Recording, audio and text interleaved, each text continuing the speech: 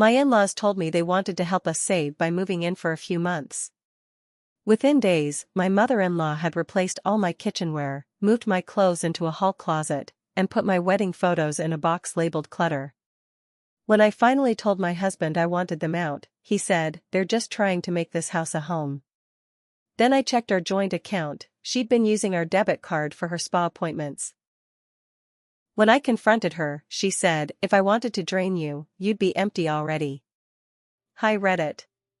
I never thought I'd be one of those people who airs their marriage drama online, but I don't have anyone else to tell this to who wouldn't just tell me to run. And I'm not ready to run. Not yet. I'm Sarah. I'm 34. I live in Madison, Wisconsin. I've been married to James for 6 years. We bought our first house 3 years ago. It's not huge, but it was ours. A little 2-bedroom just outside the city, with a yard, a basement, and a garage full of things we picked out together. It was supposed to be our start. James has always been a little passive. Not lazy. He works hard. He's in software, one of those jobs where I don't understand what he does but it pays decent. I work full-time as a dental hygienist. I like structure. I like quiet evenings. I don't need fancy, I just need peace. We don't have kids. We've been trying, but I've had some trouble getting pregnant. It's been hard. Doctors say nothing is wrong exactly, but every month that passes just feels heavier. James used to say we'd figure it out together. Then his parents called. His mom and dad lived up in Traverse City, Michigan. His dad was a retired mail carrier. His mom had never really worked a job. She said she managed the home.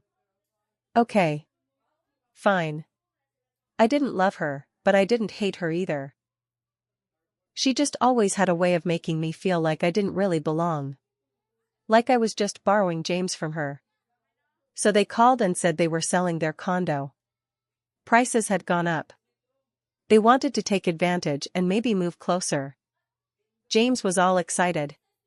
He said they wanted to come stay with us just for a few months while they looked for a place nearby. They'll help out, cook, clean. It'll save us money, he said. I said no. I said we didn't have space, and I didn't feel good about it. His mom was too much. Controlling. Judgmental. He guilted me. Said they were getting older, and it was just temporary. He said they'd stay in the basement. We had a finished basement, but it wasn't a separate apartment or anything. I was tired of arguing. I gave in. They moved in the following week. From the first day, I felt like something shifted. She walked in, looked around, and said, "Oh, it's smaller than I pictured." Then she walked into the kitchen, opened the cupboards, and started pulling things out. She held up a red saucepan and said, "Are you still using these kinds of pans?" "Yeah," I said. "They work great." She smiled like I'd told a joke. "Well, we'll see." The next morning, my cookware was gone. I found it boxed up in the garage. Replaced with her old, scratched-up pans and glass dishes that looked like they came from a garage sale in 1985. When I asked her why, she said, "Real meals need real tools." I looked at James. He just shrugged. She's used to her stuff. 3 days in, I opened our closet to get dressed for work, and all my clothes were gone. My entire side of the closet was empty. I found my clothes shoved into the hall closet near the laundry room. In their place were her clothes, slacks, floral blouses, orthopedic shoes. She even hung a pink robe on the back of the door like it was her bedroom now. I went downstairs and asked what the hell happened. She didn't even look up from her tea.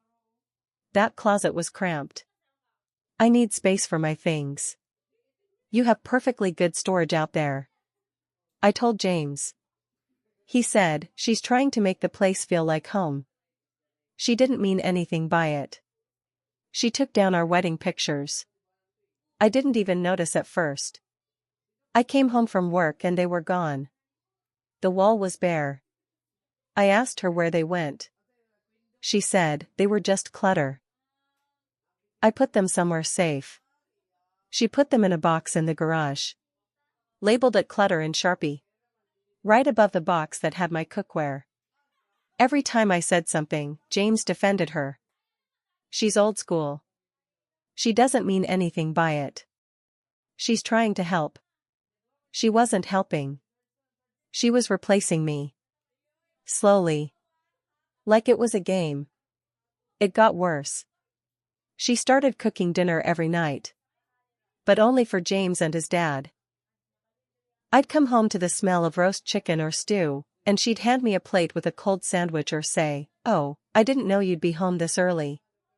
She stopped doing my laundry and told me the detergent I used smelled too modern. She told James that our furniture wasn't sturdy and convinced him to put our couch in storage and bring in the one from their old house. It was brown, itchy, and smelled like mothballs. James acted like it was a smart financial move. And then one night, I got a fraud alert from the bank. A $263 charge at a day spa downtown. I thought maybe it was a mistake. I asked James about it.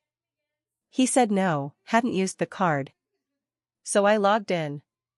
I don't check the account much, he handled most of the spending. But I looked through the history. There were dozens of charges I didn't recognize. $180 at Sephora, $92 at Bed Bath & Beyond, $267 at a spa, $300 at a brunch spot. I've never been to every one of them under $300. Every one of them made over the last 6 weeks. All while she was living with us. I asked James again. He got quiet. Then he said she needed to feel settled. I lost it. I marched into the kitchen and told her I knew she was using our joint debit card. She didn't deny it.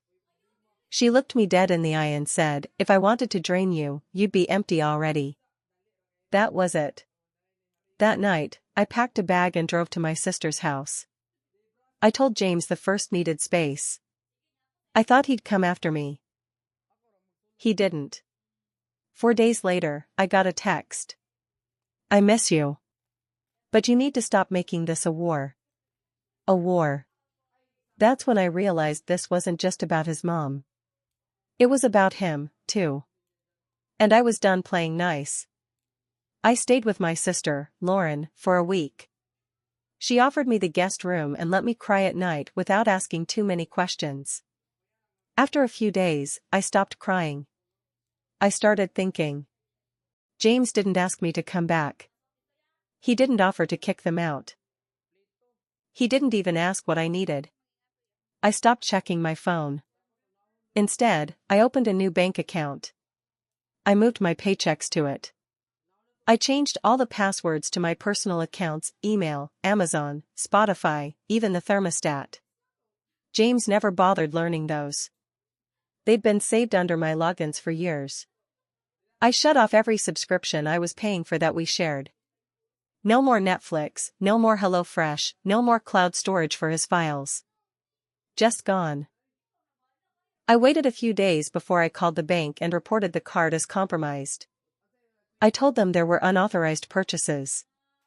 They froze the account. Issued me a new card. I didn't tell James. Then I started going through the mortgage. Our house wasn't only in both our names, it was under a special clause we'd agreed on when we bought it. His credit wasn't great back then. Mine was better. So legally, I was listed as the primary. We both paid, but I handled the lender. I pulled the paperwork. I had more control than I realized. That weekend, I went back to the house when I knew they'd be out. James and his parents went to some car show downtown. I used that time to walk in like I still lived there, because I did. The smell hit me first. Cheap candles and some kind of meat stew she probably left simmering all day. My house didn't smell like mine anymore. But I didn't come to feel sorry. I came to look. I went upstairs. My side of the closet was still empty. My robe was gone. My makeup drawer in the bathroom had her things in it, her pills, her hairbrush, her perfume. In the guest room, I found my clothes still stuffed in the hall closet. My suitcase, half empty.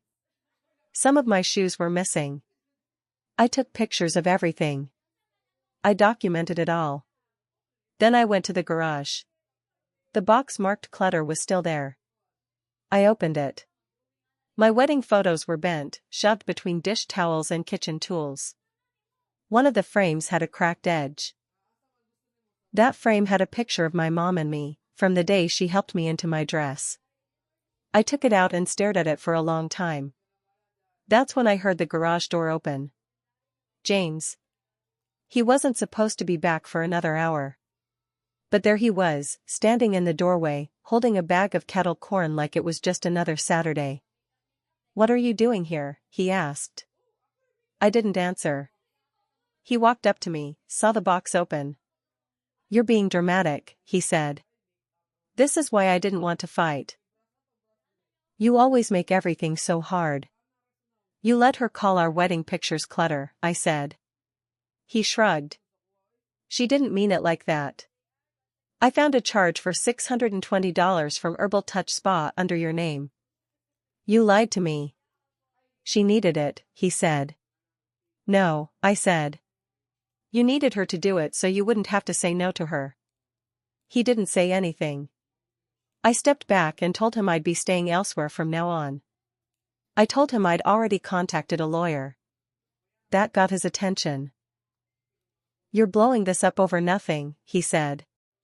"I'm blowing this up because you let your mother take over my life, and you liked it," I said.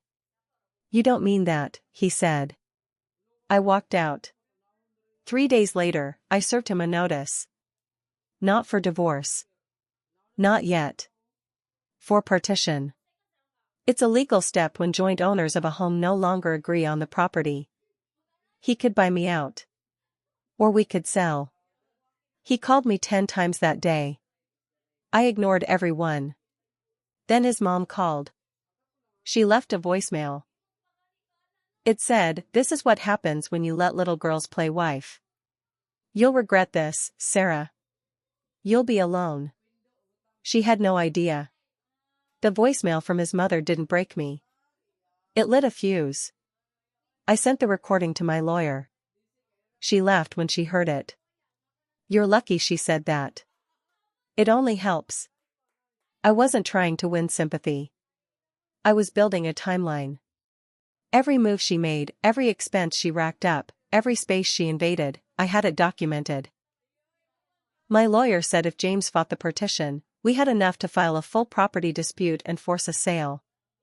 But then something strange happened. The spa called me. A woman named Denise left a voicemail. Said she was confirming my signature package appointment for next week and that my usual facialist had moved to Thursdays. I called back and told her there was a mistake. She asked, "This isn't for Sarah Jacobs?" "That's my name." Then she said, "Oh, my bad. I meant Sandra Jacobs. Same address." My stomach turned. Sandra. James's mother. She was using my name. She had used it on customer forms. My name. My address. My email, with one letter changed. I asked if she used our card. The woman said, it was a debit card on file. Last 4 digits were, it was our old joint card. The one I cancelled. She'd been pretending to be me. Now it wasn't just annoying. It was fraud. I went to the police station and filed a report. I brought copies of the charges, the voicemail, and the spa's message. The officer said it was more than enough to open a case.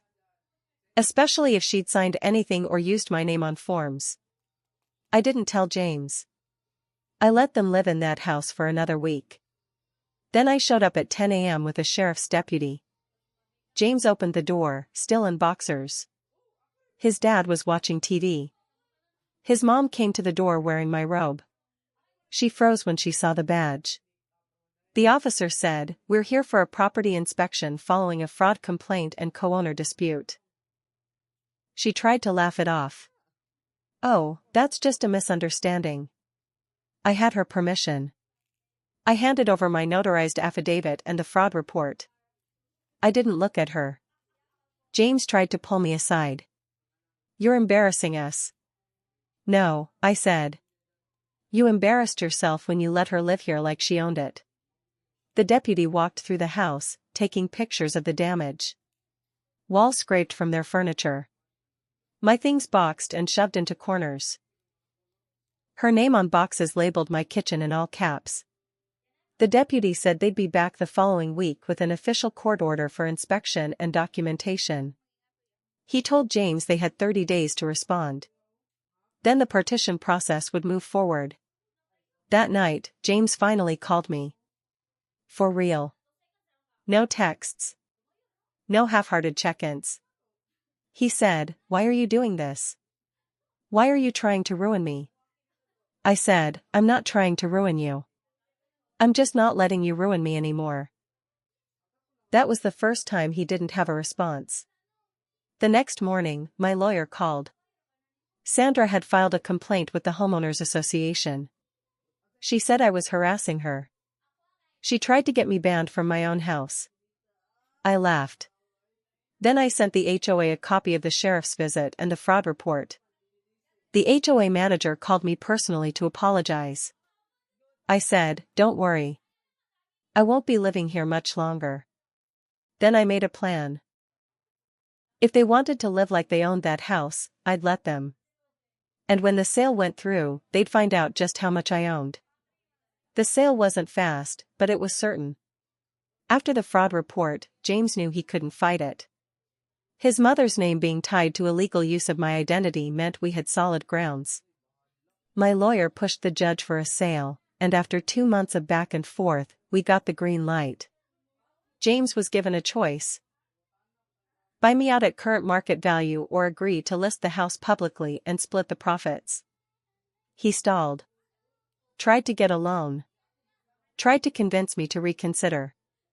"I'll ask her to leave," he said one night on the phone. "Just come home. We can fix this."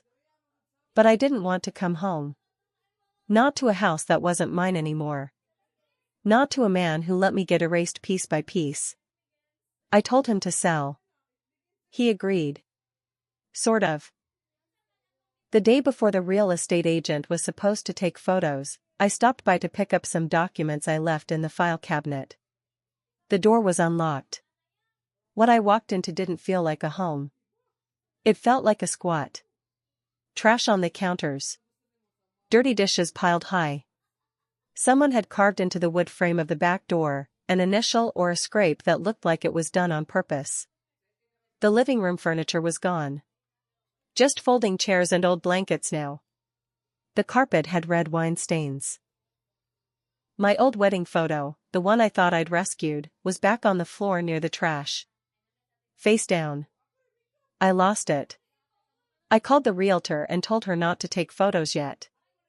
I hired a cleaning service. I paid out of my own pocket, because I wanted this house sold at value, not looking like a frat house for the elderly. Then I took it a step further. I filed a claim against James and Sandra for property damage. I had before and after photos. I had receipts for repairs and cleaning. I had the police report. My lawyer said I could absolutely include it in the divorce proceedings. That's right, by now, I'd filed for divorce. James tried to pretend he was shocked. Said I blindsided him. I reminded him of every night I asked for help. Every time I said I was uncomfortable. Every dollar his mother spent while he shrugged it off. Every piece of my life she boxed up like I was already gone. "I gave you months to fix this," I said. "You didn't just fail me. You chose her." He said I was being cruel. Maybe I was. But sometimes cruelty is just truth with sharp edges. Sandra tried to show up at the closing. She came in wearing sunglasses and a trench coat like she was hiding from paparazzi. She sat outside in the parking lot while James signed the paperwork. She never said a word to me. I didn't speak to her either. The house sold for $40,000 more than we bought it. I got 70% of the profit after the court accounted for the damages. James got the rest. I walked away with more than enough for a down payment on a condo closer to my job. One with big windows, no basement, and no one else's mother folding socks in my bedroom. 3 weeks after I moved in, I got a small package in the mail. No return address. Inside was the cracked photo frame, the one with me and my mom on my wedding day. No note. Just the frame, taped back together. I hung it on my bedroom wall. Not as a memory. As a warning. Because the biggest mistake I made wasn't letting her move in. It was thinking someone like her could only take what I gave her permission to. The truth is, people like that don't take permission. They take silence. And I don't give silence anymore.